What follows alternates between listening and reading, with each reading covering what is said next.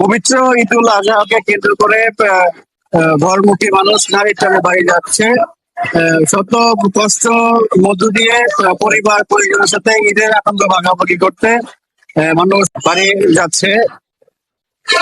এই মুহূর্তে অবস্থান করছি ঢাকা টাঙ্গাইল মহাসড়কের চন্দ্রা ত্রিমোড়ে। আপনি জানেন উত্তরবঙ্গের 23টিরও অধিক জেলার মানুষ এই ঢাকা টাঙ্গাইল মহাসড়ক এই ত্রিমোড় দিয়ে যাতায়াত করে।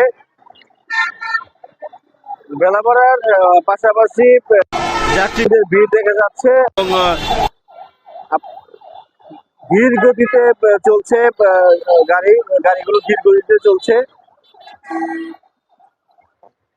গাড়ি চলছে কোনাবাড়ি থেকে চন্দ্রা ত্রিমোড় পর্যন্ত টোটাল 5 কিলোমিটারের বেশি রাস্তা আপনার ধীর গতিতে গাড়ি চলছে এবং